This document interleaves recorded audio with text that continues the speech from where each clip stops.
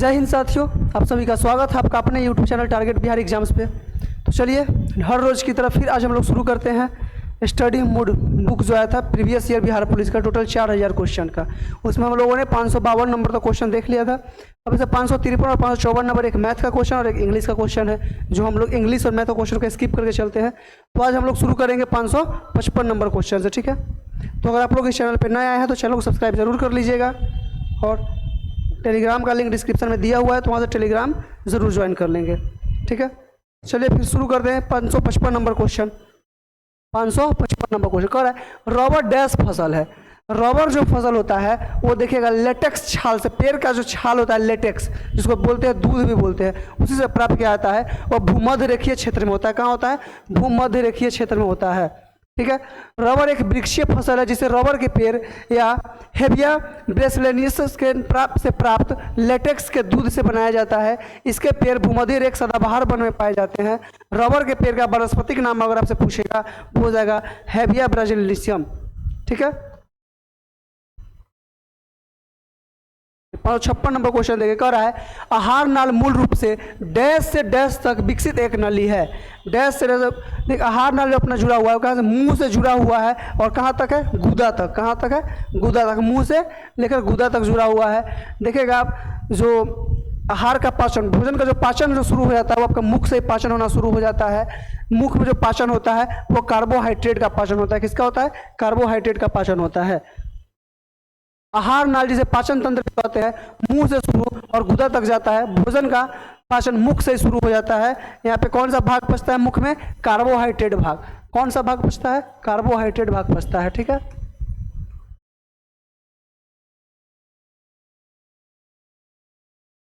चलिए, उत्तर पश्चिम भारत में शीतकालीन वर्षा उन चक्रवात के परिणाम स्वरूप होती है जो उत्पन्न होते हैं।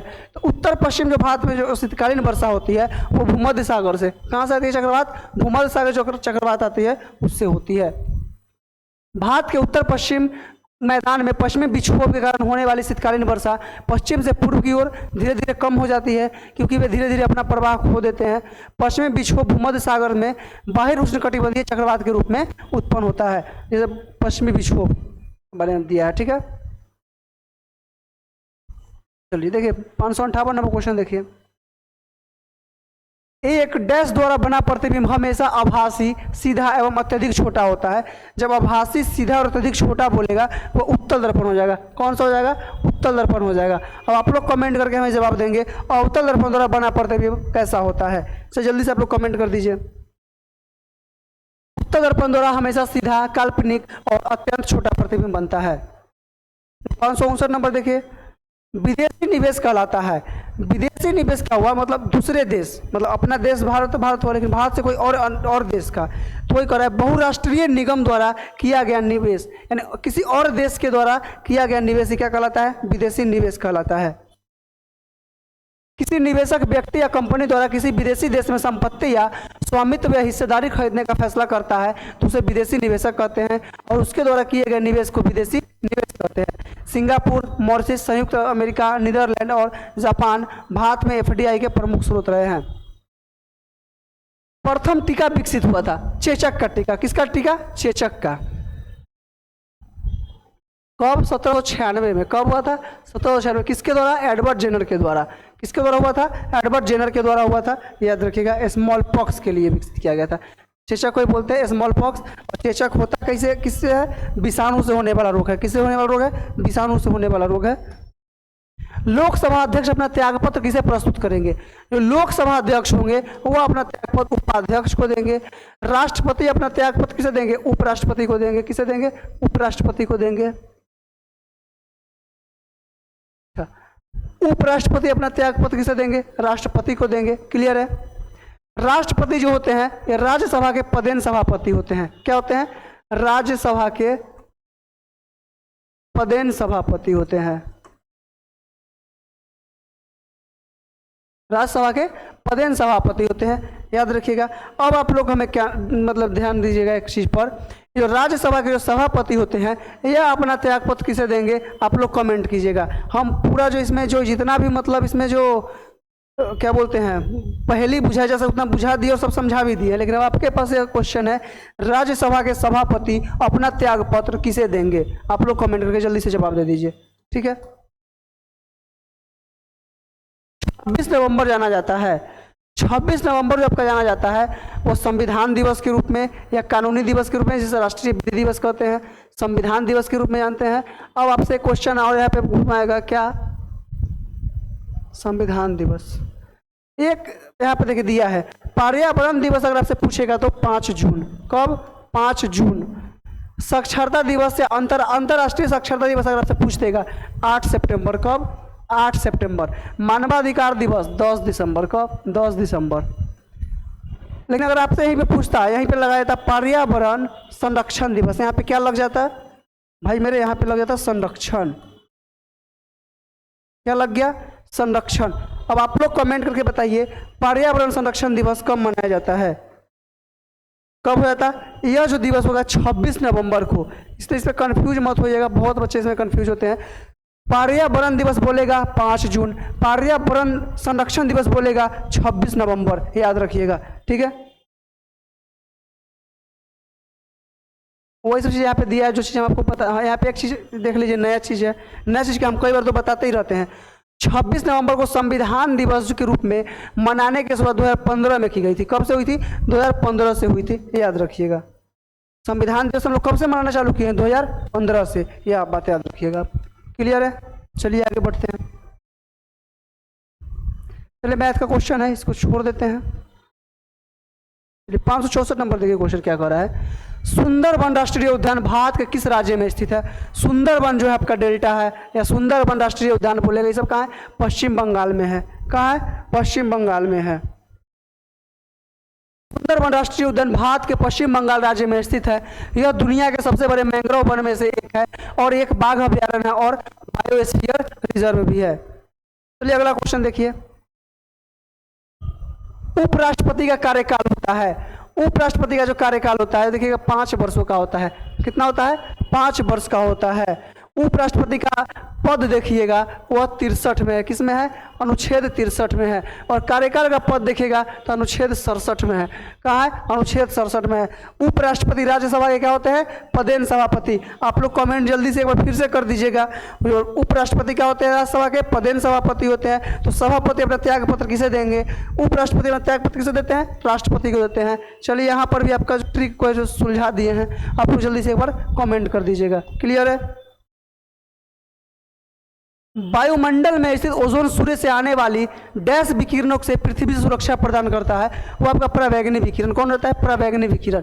परावैंगनी विकिरण के अगर आपसे खोज पूछेगा तो रीटर ने किया था। कौन किया था? रीटर ने किया था, याद रखिएगा। परावैंगनी विकिरण की खोज कौन किया था? रीटर ने किया था। मनरेगा के अंतर्गत देश के ग्रामीण क्षेत्र में कितने दिन का काम दिया जाता है? जो मनरेगा जो चलाया जाता किया गया था उसके द्वारा 100 दिन का कार्य दिया गया था। कितना दिन? 100 दिन, याद रखिए। वही दिया है इसके में। केंद्र सरकार द्वारा ग्रामीण क्षेत्र के लोगों को रोजगार देने के लिए मनरेगा योजना शुरू की गई। इसके तहत जॉब कार्ड धारकों को साल में 100 दिनों का रोजगार मुहैया कराया जाता है। इसके तहत 266 तरह के काम उपलब्ध कराए जाते हैं।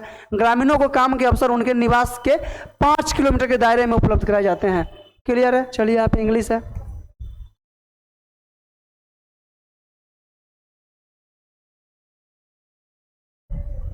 चलिए हिंदी का क्वेश्चन कर रहा है, किस समूह में बादल के पर्यायवाची शब्द है? बादल के जो पर्यायवाची शब्द आएंगे वरीद, निरद, पयोद। बादल के पर्यायवाची शब्द कौन कौन से होते हैं? मेघ होते हैं, जलद होते हैं, घन, जलधर, निरद, पयोद और पयोधर। जलद, घन, जलधर, निरद, पयोद, पयोधर, अम्बुद, अम्बुधर, अम्र, बलाहक, जिमुत, तोयद, तोयधर, बड़िधर, बदली, पर्जन्य, घंटा, घटा, घनश्याम, धराधर, निर्धर। सब किसका है? बादल का पर्यायवाची शब्द है, याद रखिएगा। चलिए आगे बढ़ते हैं, फिर नेक्स्ट क्वेश्चन पे चलते हैं। विश्व में किस देश में सर्वप्रथम लिखित संविधान लागू हुआ? सबसे पहले जो लागू हुआ था वो अमेरिका में। कहाँ? अमेरिका में। अमेरिका का अनुच्छेद देखिएगा, इसे मात्र 7 अनुच्छेद है अमेरिका में। विश्व का सबसे छोटा अनुच्छेद, विश्व का सबसे छोटा संविधान, अनुच्छेद नहीं, संविधान। इसका है, अमेरिका का है। केवल इसमें 7 अनुच्छेद है। आप लोग जल्दी से एक बार कमेंट कर दीजिएगा, विश्व में सबसे बड़ा संविधान किस देश का है। चलिए भाई मेरे जल्दी से एक बार कमेंट कर दीजिएगा। चलिए, लिखित संविधान वाला पूछ रहा है। अपना भारत भी क्या है, लिखित संविधान पर है। फ्रांस भी है, जो लिखित संविधान का अवधारणा जो लिया गया फ्रांस की देन है। ब्रिटेन का जो संविधान है परंपरा पर आधारित है भाई। किस पर आधारित है? परंपरा पर आधारित है भाई, मेरे याद रखिएगा। जो ब्रिटेन का संविधान है वो परंपरा पर आधारित है, लिखित संविधान नहीं है, वह अलिखित संविधान है। क्लियर है? चलिए, विश्व में सबसे पहले लिखित संविधान संयुक्त राज्य अमेरिका में लागू हुआ था, जिसे 1787 में लिखा गया और 1789 में लागू किया गया था। ब्रिटेन का संविधान दुनिया का सबसे पुराना और अलिखित संविधान है। चलिए, 571 नंबर क्वेश्चन देखिए भाई। कह रहा है संपीड़ित प्राकृतिक गैस कौन सी गैस होती है? संपीड़ित प्राकृतिक, आपसे पूछा सीएनजी के बारे में। सीएनजी का पूरा नाम होता है कंप्रेस्ड नेचुरल गैस। क्या होता है? Compressed natural gas. इसी का हिंदी नाम है संपीड़ित प्राकृतिक गैस। तो भाई किसका जो है किस कौन सी गैस होती है? मीथेन होता है। कौन सा होता है? मीथेन होता है। क्लियर है? मीथेन गैस जो होता है दलदली क्षेत्र से निकलती है। कहाँ से? दलदली क्षेत्र सबसे अधिक निकलता है मीथेन। धान के खेत से। कहाँ से? धान के खेत से। और एक चीज़ और याद रखिएगा, धान के खेत से नाइट्रस का ऑक्साइड भी निकलता है। ठीक है, थोड़ा बहुत निकलता है। अरुणाचल प्रदेश में ब्रह्मपुत्र नदी जानी जाती है। बहुत अच्छा क्वेश्चन है। अरुणाचल प्रदेश में जो ब्रह्मपुत्र नदी को जाना जाता है वो सियांग या दिहांग के नाम से जाना जाता है, याद रखिएगा। लेकिन तिब्बत में इसी नदी को यारलुंग तसंगपो कहते हैं। अरुणाचल प्रदेश में सियांग या दिहांग कहता है। असम में जब यह नदी प्रवेश करती है तो ब्रह्मपुत्र क्या कहलाती है? ब्रह्मपुत्र। तिब्बत से होते हुए आती है, अरुणाचल प्रदेश में प्रवेश करती है, फिर असम में प्रवेश करती है, फिर निकल जाती है बांग्लादेश की तरफ। तो बांग्लादेश में जब गंगा के साथ मिलती है धारा का बांग्लादेश में उसको जमुना कहते हैं। और देखिएगा, जब ब्रह्मपुत्र और गंगा का जो धारा मिलता है उसे मेघना कहते हैं। क्या कहते हैं? मेघना कहते हैं। क्लियर है? ब्रह्मपुत्र और गंगा की संयुक्त जलधारा को मेघना कहते हैं। 2011 जनगणना के आधार पर भारत का सर्वाधिक जनसंख्या वाला द्वितीय शहर। देखिए भाई, यहाँ पे जनसंख्या वाला राज्य नहीं पूछा है, जो यूपी, महाराष्ट्र, बिहार, बंगाल, मध्य प्रदेश लगा लेंगे। यहाँ पे शहर की बात कर रहा है। क्या कर रहा है? शहर की बात कर रहा है, वही दूसरा शहर। तो पहला शहर की बात करता तो मुंबई हो जाता, लेकिन दूसरा शहर कौन सा हो जाएगा? दिल्ली, जो केंद्र शासित प्रदेश है। और तीसरा शहर कौन सा हो जाएगा? कोलकाता हो जाएगा। ठीक है, चलिए आगे बढ़ते हैं। भारत का वाटरमैन के नाम से कौन जाने जाते हैं? राजेंद्र सिंह को। कौन जाने जाते हैं? राजेंद्र सिंह को जाने जाते हैं। भारत का जल पुरुष से राजेंद्र सिंह को जाना जाता है। इनको पुरस्कार भी मिला था। 2001 में रेमन मैक्स से पुरस्कार और 2015 में स्टॉकहोम जल पुरस्कार मिला था। चलिए, 575 नंबर क्वेश्चन। लड़की सब क्वेश्चन गलती कबो नहीं करती है, जीवन में ना करेगी। कहीं भाई ज्वेलरी तो खरीदते हो ना, सोना चांदी सोना खरीदते हो, तो वही है। किस उत्पाद के लिए हॉलमार्क का उपयोग किया जाता है? ना कहता है हॉलमार्क का ब्रांड है, हॉलमार्क का ब्रांड लगा हुआ है। किसमें? ज्वेलरी के लिए किया जाता है। किसके लिए किया जाता है? ज्वेलरी के लिए। आप लोग कमेंट कीजिएगा, शुद्ध सोना कितने कैरेट का होता है और आभूषण बनाने के लिए सोना कितने कैरेट का होना चाहिए? एक बार जल्दी से कमेंट कीजिए, शुद्ध सोना कितने कैरेट का होता है? जल्दी से कमेंट कर लीजिए। चलिए, बहुत अच्छा। 576 नंबर क्वेश्चन। एक अधातु जो कमरे के तापमान पर द्रव के रूप में मिलती है। देखिए, तरल अवस्था में एक है धातु और एक है अधातु। तो धातु का बात जब करेगा तो पारा, ये कौन सा? पारा। धातु का बात करेगा तब ब्रोमीन। अधातु, अधातु की बात करेगा तो ब्रोमीन। किस अवस्था में होता है? तरल अवस्था में होता है। क्लियर है? चलिए आगे बढ़ते हैं। डैश पादप की पत्ती बीड़ी बनाने के उपयोग में आती है। बीड़ी कोई पीते हैं आप में से? कमेंट कीजिए। तो बीड़ी बनाने का जो उपयोग आती है वो तेंदू का पत्ता होता है। किसका होता है? तेंदू का पत्ता होता है। अरे हम लोग के दादाजी और पीते थे। देखिए, पत्ता का अजीब सा लपेटा होता रहता है, उसमें थोड़ा सा खैनी डाला हुआ रहता है, तंबाकू जिसको बोलते हैं। तेंदू के पौधे की पत्तियों का उपयोग किया जाता है। गांव में आप लोग देखते होंगे जो बुजुर्ग लोग होते हैं वो पीते हैं। अब तो खैर जो अब नए एज के लोग सिगरेट पीते हैं। चलिए, निम्नलिखित में से किस स्थान में भारत में सर्वाधिक वर्षा दर्ज की गई है? मासिन डामी। क्वेश्चन आपको गलती कीजिएगा। कहाँ? खासी पहाड़ी पर। यहीं पर मेघालय की राजधानी है, खासी पहाड़ी पर शिलोंग। क्लियर है? अच्छा, गंगटोक मेरे सामने दिख गया। ये गंगटोक किस राज्य की राजधानी है? एक बार कमेंट कीजिएगा आप लोग, गंगटोक किस राज्य की राजधानी? आज मस्ती मस्ती में क्लास चलेगा। चलिए, उस एजेंसी का नाम बताएं जिसके मार्फत सरकार बफर स्टॉक के लिए खाद्यान्न खरीदती है। बफर स्टॉक जो खरीदती है वो भारतीय खाद्य निगम। क्या हो जाएगा? भारतीय खाद्य निगम। सरकार बफर स्टॉक को बनाए रखने के लिए खाद्यान्न की खरीद भारतीय खाद्य निगम एफसीआई के माध्यम से करती है। एफसीआई की स्थापना 1965 में। यह क्वेश्चन लिख लीजिए। 21,391 25 अगस्त को मेरे इस में पूछा था, एफसीआई की स्थापना किस साल हुई थी? 1965 में। खाद्य निगम अधिनियम 1964 के तहत हुई थी। खाद्य निगम अधिनियम 1964 के तहत 1965 में देखिएगा भारतीय खाद्य निगम की स्थापना हुई थी। और खाद्य निगम का जो मुख्यालय आपका नई दिल्ली में है, ये भी याद रखिएगा। मेरुरज्जु को सुरक्षा प्रदान की जाती है। जो स्पाइनल कोड होता है, ये देखिए अपना सेंट्रल नर्वस सिस्टम का भाग है, इसको सुरक्षा देता है, कशेरुकी दंड देता है, इस द्वारा सुरक्षा प्रदान होता है। कौन? कशेरुकी दंड द्वारा। ठीक है। रीढ़ की हड्डी जो होती है बीच में, केंद्रीय तंत्रिका तंत्र सेंट्रल नर्वस सिस्टम का एक महत्वपूर्ण हिस्सा है जो मस्तिष्क के साथ मिलकर काम करता है। कशेरुकी स्तंभ मेरुरज्जु को चाट से बचाता है और उसे स्थित रखता है। भारत माता कविता के रचनाकार सुमित्रा नंदन पंत हो जाएंगे। कौन हो जाएंगे? सुमित्रा नंदन पंत हो जाएंगे। क्लियर है? भारत माता कविता की रचयिता सुमित्रा नंदन पंत है, जो भारत माता ग्राम वासनी कविता की रचयिता है। इन्हें प्रकृति का सुकुमार कवि भी कहा जाता है। यह छायावाद के 4 स्तंभ में से एक है। ठीक है।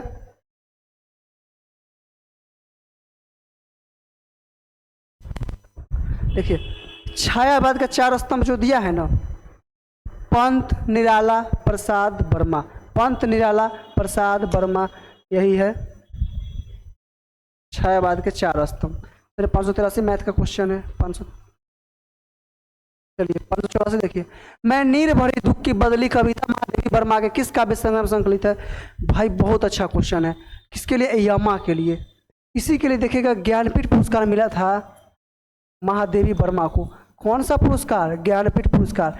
किसके लिए? यमा के लिए। ठीक है। महादेवी वर्मा को आधुनिक मीरा के नाम से जाना जाता है। यह बात तो याद रखिएगा। किसको आधुनिक मीरा के नाम से जाना जाता है? महादेवी वर्मा को। ये बात को लिख लीजिए, किसी शिफ्ट का क्वेश्चन है। चलिए 585 मैथ है। खरीफ की कौन सी फसल पशुओं के चारा के रूप में की जाती है? तो ज्वार, बाजरा। खरीफ की फसल में से पशुओं के चारे के लिए मक्का, ज्वार, बाजरा, मूंग, उड़द और सोयाबीन जैसे फसलें प्रयोग में लाई जाती है। क्लियर है? माली मालिन में समास है। माली मालिन में देखिएगा द्वंद्व समास हो जाएगा। कौन सा समास हो जाएगा? माली मालिन में द्वंद्व समास हो जाएगा। चलिए आगे देखिए। निम्नलिखित में से कौन सा रासायनिक परिवर्तन नहीं है? एक होता है रासायनिक परिवर्तन, एक होता है भौतिक परिवर्तन। भौतिक परिवर्तन में क्या होता है? एक कोई नया पदार्थ का निर्माण नहीं होता, सिर्फ अवस्था में परिवर्तन होता है। जैसे पानी को जमा दिए तो बर्फ बन जाएगा, फिर वह आप अपना अवस्था, पुराना अवस्था में वापस आ सकता है। लेकिन लेकिन लेकिन दूध से दही बना दी है तो क्या वो दही वापस दूध बनेगी? नहीं बनेगी। क्लियर है? तो क्या हो जाएगा? रासायनिक परिवर्तन हो जाएगा। लेकिन आप पूछ रहा है रासायनिक परिवर्तन नहीं है, तो उबलता हुआ पानी, उबलता हुआ पानी क्या हो जाएगा? रासायनिक परिवर्तन नहीं होगा।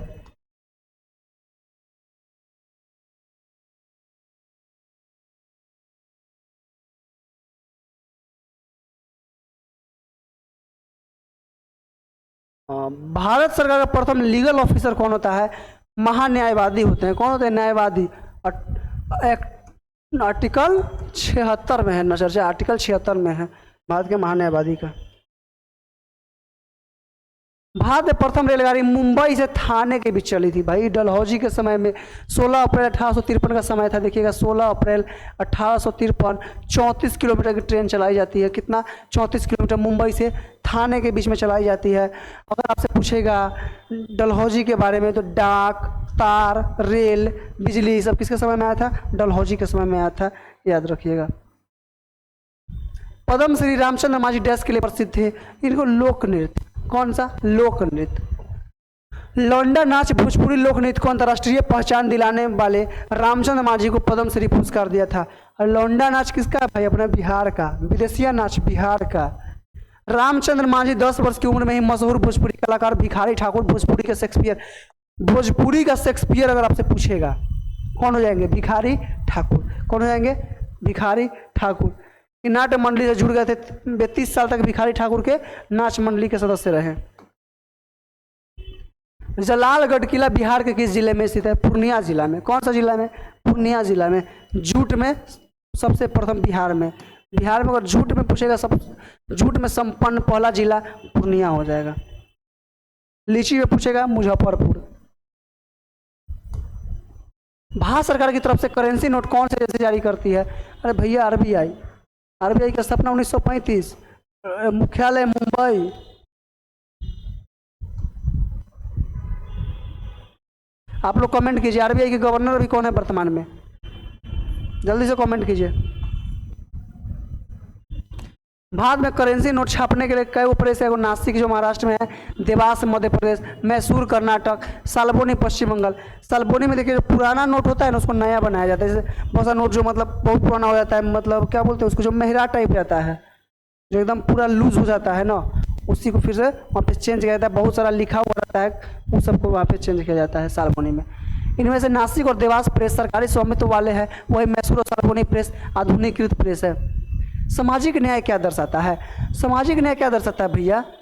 कि बिना किसी सामाजिक भेदभाव के सभी नागरिकों के साथ समान व्यवहार होगा, यही सामाजिक न्याय दर्शाता है। कि किसी से कोई भेदभाव नहीं, सभी को समान न्याय दिया जाए, यही कहलाएगा। ठीक है। वह राजयुग जहाँ कटीले वन तथा झाड़ियाँ पाई जाती है, कटीले युग तथा झाड़ियाँ जो पाई जाती है आपका गुजरात और राजस्थान वाले क्षेत्र में। कहाँ पाई जाती है? गुजरात और राजस्थान वाले क्षेत्र में पाई जाती है। प्रसिद्ध गीत सारे जहाँ से अच्छा है हिंदुस्तान हमारा, है ना। सारे जहाँ से अच्छा की रचना किसने की थी? मोहम्मद इकबाल ने किया था। कौन किया था? मोहम्मद इकबाल ने किया था। किसी क्षेत्र में कामगार को रोजगार की सुरक्षा मिलती है, कामगार को जो रोजगार की सुरक्षा मिलती है वह संगठित क्षेत्र में। कहाँ मिलती है? संगठित क्षेत्र में मिलती है। जो क्षेत्र भाई संगठित है वहीं मिलेगा ना। प्लास्टर ऑफ पेरिस बनाया जाता है जिप्सम से। जिप्सम का सूत्र होता है CaSO4 × 2H2O, लेकिन इसी को 373 केल्विन पे गर्म करेंगे। कितना पर? 373 केल्विन पर, तो हो जाएगा CaSO4 × ½ H2O। ये होता है किसका फॉर्मूला? प्लास्टर ऑफ पेरिस का फॉर्मूला, याद रखिएगा। ठीक है। CaSO4 × ½ H2O बोलेगा तो किसका फॉर्मूला आएगा? प्लास्टर ऑफ पेरिस का हो जाएगा। लेकिन जिप्सम को गर्म करने पर जिप्सम का फॉर्मूला अगर आपसे पूछेगा CaSO4 × 2H2O होता है जिप्सम का फॉर्मूला। क्लियर है? चलिए आगे बढ़ते हैं।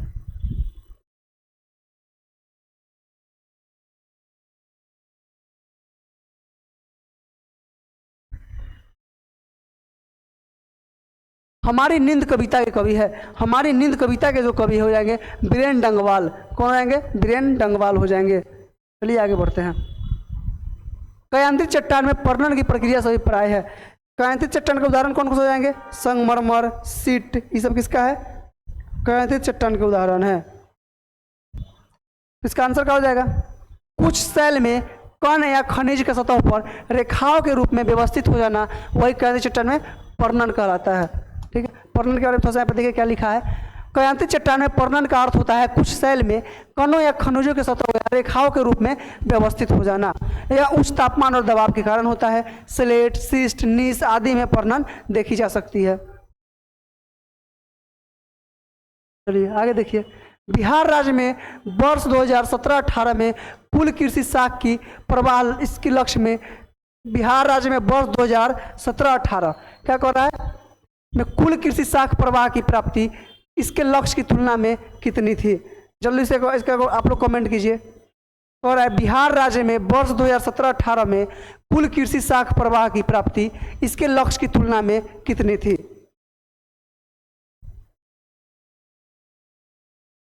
देखिए 2017-18 क्वेश्चन तो पूछेगा नहीं आपसे।